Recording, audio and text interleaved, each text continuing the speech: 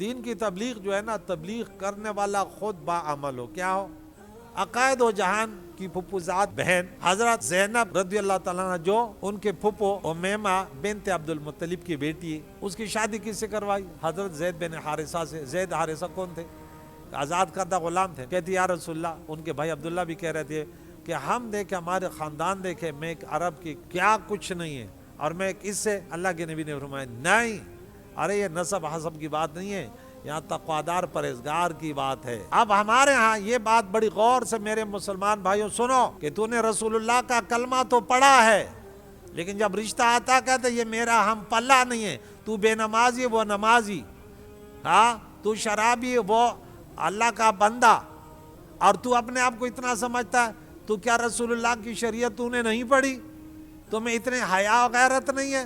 کہتے یہ ہمارے قبیلہ کا نہیں ہے، ہم اپنے قبیلے، کیا تو نے قرآن کے بعد کبھی نہیں بیٹھا؟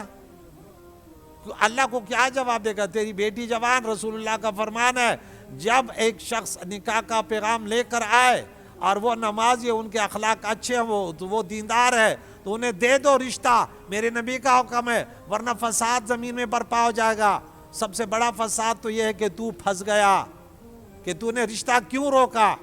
بیٹی جوان تھی، ہاں اگر وہ منع کرے وہ الگ بات ہے، کف تھی، دین کف ہے نا۔ اور کہتے یہاں پہ ہم نے جو بنا رکھا، ارے ہم غیروں میں نہیں کرتے، ارے ہم غیروں میں نہیں دیتے، کیا تو رسول اللہ کا امت ہے کہ یا کسی یہودی کا وہ جو ہے نا نسل سے ہے؟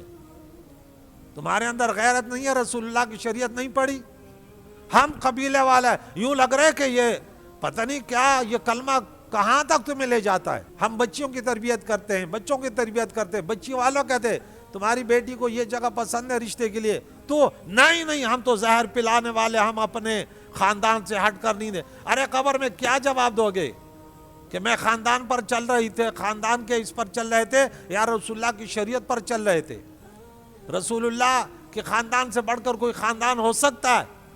وہ ایک غلام کو اپنی پھپھوزاد لڑکی دے رہا ہے، ارے دنیا کے رسمیں مٹانے کے لیے خود اس کے لیے کمر بستہ ہے، اور آج ہم اتنے بڑے آ گئے، بدکاریاں کرے کوئی مسئلہ نہیں ہے، وہ بھاگ جائے کوئی مسئلہ نہیں ہے، لیکن ہماری ناک کٹ جائے گی، خاندان کو کیا کہیں گے کہ ہم تو فلاں تھے اور وہ فلاں کو رشتہ دیا، کیا وہ اللہ کا بندہ رسول اللہ کا امت ہی نہیں تھا؟ یہاں تو صرف اس لیے الگ الگ خاندان بنے کہ تم ایک دوسرے کی پہچان، اس لیے تھوڑی بنے تھے کہ تم ایک دوسرے کے دشمن بن جاؤ۔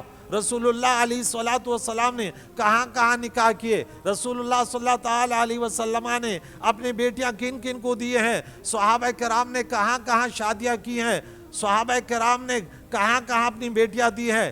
کیا شریعت کے قریب تم کبھی آئے ہو یا نہیں آئے؟ تمہارے نمازوں کا کیا فائدہ؟ تمہارے اس کلمے کا کیا فائدہ؟ رسول اللہ کا دین، سورہ بقرہ پارہ نمبر 2 آیت نمبر 208 سناتا ہوں، مسلمان اگر تمہیں چاہیے کہ میں مسلمان کہلانے کے قابل رہوں قیامت کے دن، اور میں مسلمان ہوں، میرا حشر ہو، تو دین میں پورے داخل ہو جاؤ۔ بعض کہتے ہیں، میں ایک جگہ گیا، بولا ہمارا قبیلہ تو نہ محرم میں شادی کرتا ہے، نہ رمضان میں کرتا ہے، اور نہ سفر میں کرتا ہے۔ میں نے ایسا دیکھا کہ یہ پتہ نہیں یہ کون سی باغ کی مولی ہے اور کون سی کنویں کا مینڈک ہے۔